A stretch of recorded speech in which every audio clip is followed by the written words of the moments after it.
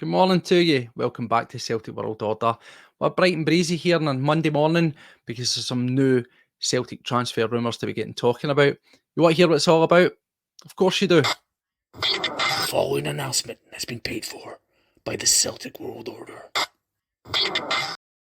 Hello, good morning. Welcome back to Celtic World Order. As always, I am Steve O'Matt. It's an absolute pleasure to welcome you back here at the channel on an early, bright and breezy Monday morning because there's some fresh new transfer rumours to talk about. One we mentioned late last night, but there's a new, very exciting one that's broke this morning.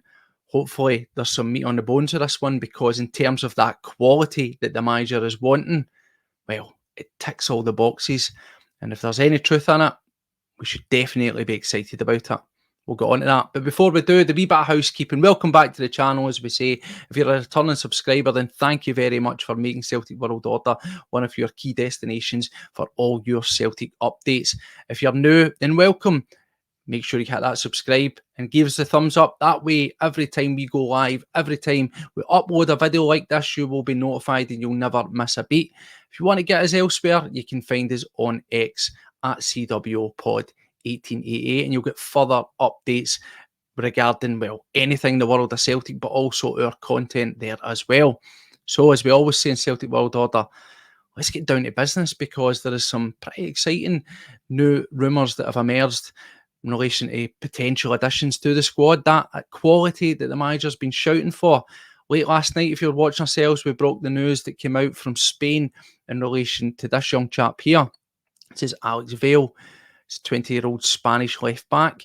He is a product of Barcelona's academy system, where he still finds himself. In terms of him, it's going to be a loan, a £1.5 million loan fee. However, it has also came to light that there is a €3 million release clause in his contract. Now, this is quite interesting because he only had 1 year left on his contract. He was previously out on loan at Levante in the second tier last season. However, Barcelona are obviously trying to protect their investment. They don't want to lose him for a small or little to no fee, so they've triggered a 1 year extension on his contract. Pretty much smart, as we say, to get a fee at the end of that period. However, it has came out for Spanish media and it is really snowballed. It looks as if this one is all but in the bag.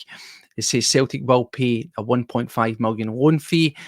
At first, there was no reports that there was going to be any obligation, any option to buy. However, that has slightly changed as we find ourselves this morning, and there is chat that 2.5 million, as it would be converted down to ourselves, £2.5 million fee to buy him would be added in there. Either way, get him in the door nice and early, I would say. In terms of his profile, he is still a youth player. He's been playing for the sort of B squad, but he's had experience in La Liga 2 and also the third tier in Spain.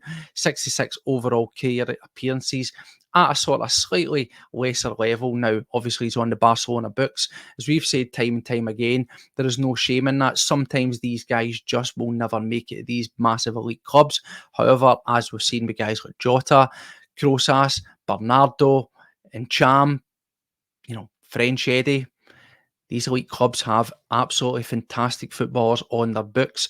And these are the kind of markets, if we want to get an additional layer of quality, then we should be looking at them. Sometimes people misconstrue what quality is, and it's always a guy that's in situ in a team, first team guy. No, level it up, level it down. Similarly, where we've got guys as we've released that aren't going to make it at Celtic, they will make it elsewhere. There's no doubt guys like Alex Valle, they've got all the tools in their arsenal to come to Celtic and be a rip-roaring success. As we said, this one looks as if it's further down the line, albeit it was sprung upon us late last night. The chat be is that he would be hopefully come maybe Wednesday in the door, certainly on a loan, but there should be, and I'd hope there'd be negotiations to try and get that either obligation or option to buy, particularly if the fee is only going to be €3 million, as he's converting that down to about £2.5 million, because the last thing we want is another Adam Eder type situation where we just get them in because we need them in as a necessity. They perform really, really well, and then you find yourself in a negotiating battle and perhaps other teams start to get interested in sniffing about. So you want to at least give yourself a fighting chance of getting him on the permanent if you could do. And certainly, look, 2.5 million, that would be chump change for us, particularly if he is the real deal. And also it's good to see in terms of profile and quality. Now Celtic are willing to pay £1.5 million for him just to get him on loan. Then again, there's got to be some sort of substance to that. There's got to be very clear and apparent quality there that we're willing to pay that, because, you know, that's some of the guys that we were apparently linked with, that's half their fee. So there you go. If we're willing to pay that just to get him on loan and then maybe pay another 2.5 million, there's got to be something in it. Anyway, we'll see how that one goes, but that is pretty much to be expected. Other rumours that have been about was, of course, Matthias Bogus from the MLS, playing at LAFC. He was playing late last night in a losing battle in a cup final where they lost 3-1 to Columbus Crew. The chat was that any move for him was going to be after that cup final. They wanted to retain the player and give themselves a fighting chance, the best chance to win that cup final. It's now not worked out for them, so hopefully that means the road ahead is clear. Again, in terms of the fee there, it's been swirling about depending on what you read, anywhere from £4 up to £7 million. Usually that means it's somewhere in the middle. But either way, again, a very exciting player that we profiled here on the channel, ticking a lot of boxes. That would give us, again, another fantastic and versatile addition to the midfield, a goal-scoring threat, something of a set-piece expert, if you will. Guy who likes to take a lot of free kicks, great success from that, great delivery, ticking all the boxes. That's exactly what we want. And again, any fees that we've been sort of discussing there, between 6-7 million thereabouts, that's what we want as fans, isn't it? That's what we've been crying out for. Now, we know cash fees doesn't always guarantee absolute quality, but if you've done your due diligence on these guys, which hopefully they have, and certainly it looks as if any players moving forward will have the DNA of Brendan Rodgers all over it. So again, trust the manager. His hit rate so far of guys he's brought in, Nat Phillips aside, of course, have been a rip-roaring success. So if Matthias Bogus is a guy that he wants and we're going to get him, then I'm here for that. Exciting times. Get him on board. Get him in nice and early as we look towards the draw for the Champions League on Thursday. And of course, we'll get a game against Rangers at the weekend. However, I think regardless of who we sign during the course of this week here, I wouldn't expect any of them to drop in to the side come Sunday. However, this is the one that you came here for. This is what's been breaking early morning today, late last night into the early hours, waking up here, and this is what we woke up to. This is Gustav Isaksen, 23-year-old right winger. He's Danish and he's currently playing at Lazio. Now, as I say, this is one, if there's any truth in this, that Celtic fans should be absolutely salivating over. This is an exciting prospect. This is bona fide quality. Now, he's been playing at Lazio since 2023, signed there from Midfield. As we always say here on the channel, what do we know about him? What's he been up to? What's his stats? What's his figures? What's his profile? Well, for Lazio alone, he's had 39 appearances and he's chipped in with 4 goals and 4 assists. However, before that, at Midfield, he had 139 appearances with a hefty 33 goals and 18 assists. He was a product of their youth academy all the way up before signing for Lazio. His career overalls, 214 appearances at all levels with 58 goals and 33 assists. His vast experience at senior level, including Champions League, Europa League and Conference League.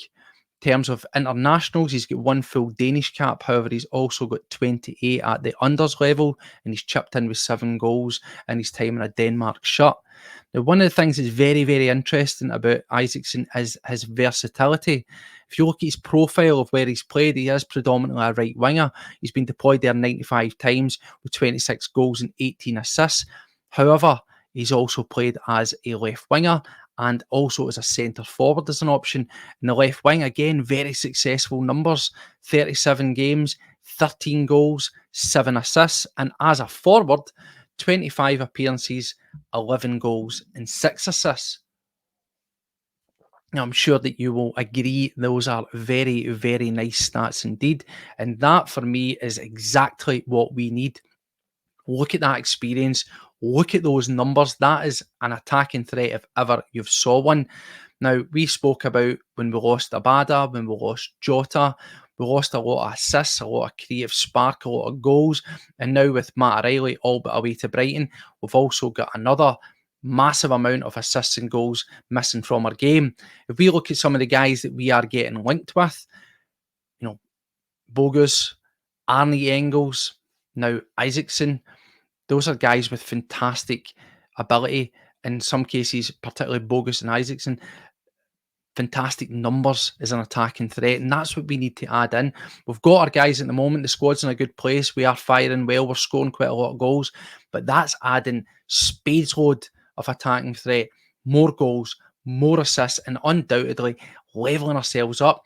Now, what, as I say, is interesting about that, the reports are suggesting through Italian media, and also if you look around the sort of fan forums, the Lazio type things, the fee is at circa about £12 million. Now, that might be the sticky bit. However, the exciting and very realistic element of this is that they're saying that it would be a loan with an obligation to buy him. That's going to work. Because if we look at some of the guys that we've been linked with, Engels, the fee there was chatting about £7 million, similarly with Bogus as well. We've obviously speaking about Valle there, 1.5 million loan fee. We've been linked with a chap from Sheffield United as a centre back as well. There's many names swirling about, and there's a lot of money going there now. As I said previously, and you'll be bored of hearing it, but it's a fact. Between 23 to 24, Celtic in sales were about £30 million in sheer player trading profit. That's without touching the bank. That's without touching income from elsewhere. So far, we've spent about £13.5 million of that. So we have a huge wedge of that left over. Now we're going to be handed an additional 25 plus from the sale of Matt O'Reilly. So in terms of going and getting these guys and playing, say, let's say £14 million between Engels and Bogus, it shouldn't even touch the sides. Even to go out and spend £12 million on Isaksen, again, we can afford it. We could go and do it. However, I'm not against this idea of bringing him in, offsetting the cost, kicking it down the line to next year's budget. I'm okay with that. I'm perfectly fine with that. Yes, we can pay for him straight up if we want. However, if the contract, for whatever reason, the way that it's structured, the way that maybe Lazio want to do business, is that it will be you pay his wages here or a large portion and pay off the rest further down the line, then if that's the way it's got to be, I am all for it. And certainly, we know the business side of things. We know the board like smart business. It would definitely be smart business. It would allow us to spend a wee bit more today at the front end, even though we could afford to do this. But if we look at it from balance sheets and that kind of way that they do it, then it would make sense to spend a wee bit more, spread it out on a couple more players for the front end here, get this guy on loan, and then that becomes your initial big fee, similar to Ida at the turn of next season. By that point, we'll have had, hopefully, all the cash that goes with further domestic success. We'll know the fate of our Champions League. We'll have all that money that have come in. Hopefully, we've added to that with a couple of points, couple of wins, maybe even getting through. Wow, if we go and do this sort of investment, there should be no reason why we couldn't do that. So it would make sense to kick it down the line. But definitely, if there's any substance to this report, this one would be very, very exciting.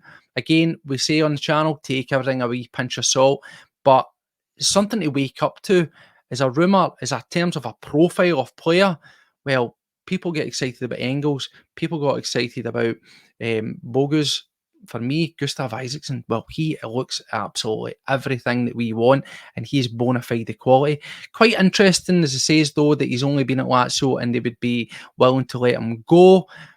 In terms of what's been said out there, I think it's just a case of being one of those situations where, yes, he's been playing for him, he's been a bit of a mainstay, but in the fullness of time, in the way that the manager's vision, the style of play that he wants to do, he's maybe not his cup of tea. We see this time and time again at all sorts of elite clubs across Europe and down south. They sign guys and it just doesn't quite work for them. They play them, but they're not what they're exactly looking for, and they're happy to let them go, so long as they get either a profit or make back what they put in. And certainly, if that's the situation here, then Celtic have got to act, they've got to strike, because with his numbers, with his profile, I'm pretty sure there would be numerous suitors around elsewhere. But if we can get in there early, if we can actually be proactive, or if we are indeed being proactive and we're already approached this guy, then that is what Celtic need to be doing, because that is something that is going to absolutely increase our chances of doing well in the Champions League. And as I said before, making the bread and butter of the domestic stuff that little bit easier. So, plenty to keep our eyes on. As the manager says, Hopefully, it's going to be a busy week. It's going to be a busy 7 days for us. There could still be guys on the outgoing, but hopefully we get these guys coming in. In terms of numbers, the manager didn't commit to it. I think if you ask me as a fan sitting here, I think we need 5 players.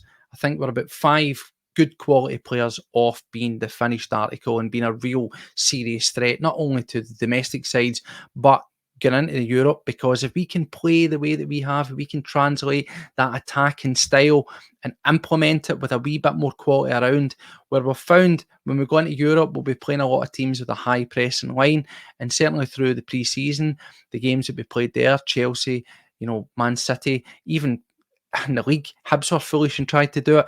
We've seen how we're able to play out, get in behind and exploit that high attacking line.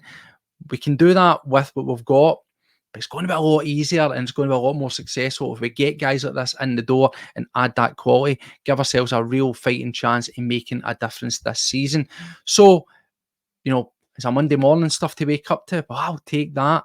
Hopefully, come tomorrow, come Wednesday, we've got a couple of guys coming in the door and we start to see how the final pieces of the jigsaw are going to fall into place and get a real idea for where we are going and indeed how serious this board actually are about giving the manager what he wants, about matching his ambitions. We saw some angry fans yesterday giving Peter Law a piece of his mind. Yeah, we've all been disappointed, we've all been frustrated, but if we can get in some of these guys or all of these guys that we are mentioning, well, even someone like myself has got to take a step back and say, well done. However, that remains to be seen. There's plenty of twists and turns in Celtic with transfer business. But as we march on towards the end of the week, the manager says it's going to be busy. Hopefully it's exciting and hopefully we'll get something. We'll get those pictures out there, somebody with a scarf above their head and a confirmed signing in the near future. Plenty to keep our eyes on. And as always, if there's a story to be broken, if something happens, Celtic World Order is our destination. We'll be flying up with a video and we'll be covering it. So anyway, until the next time, take care of yourself. And as we always say, hail, hail.